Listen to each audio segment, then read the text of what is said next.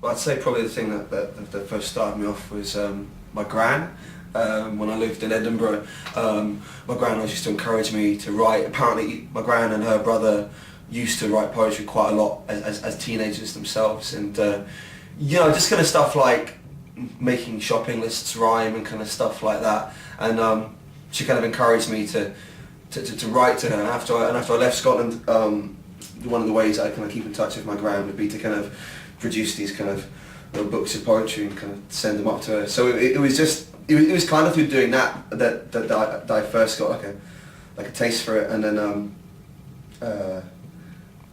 when I was about 15 years old, I saw John Cooper Clarke do a performance at a venue up at the Edinburgh Fringe called the Music Box, and I was kind of blown away by it, and that kind of really sort of changed my perception of what it meant to kind of like be a poet, and to kind of and my dad gave me his copy of what is it, 10 Years in an Open Neck Shirt, and a copy of Dread, Beat and Blood by Linton Kwesi Johnson, and I just kind of spent the next kind of 3 years just mercilessly ripping it off. and that was my kind of introduction to it, really. And then when I was 17, I got to do a gig with John Cooper Clarke, who in the meantime had kind of moved to Colchester, where I was now living, and sort of seeing him in the kind of flesh and getting to kind of chat to him about what he did, that really sort of cemented it for me. I just thought he was well cool.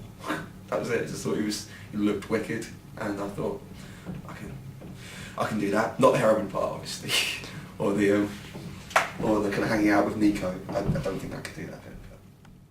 But I guess, always, even before I was kind of like working as a full-time as a poet, I've always kind of found myself kind of in a sort of state of transience. My parents moved around a lot when I was little, and then throughout all of my kind of like my university years, I was always in kind of long distance relationships, and so spent just as much time on a train as I kind of did in the company of the person I was going to see.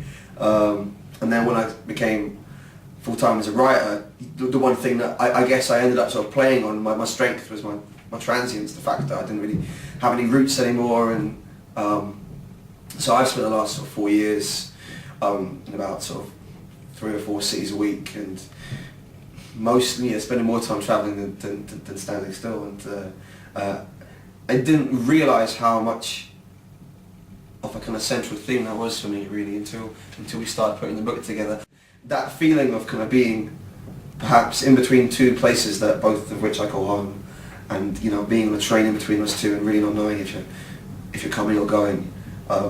That's a kind of feeling which I think a lot of my poems are kind of trying to get at. And it's a book all about exits and transience and various kind of reimaginings of that.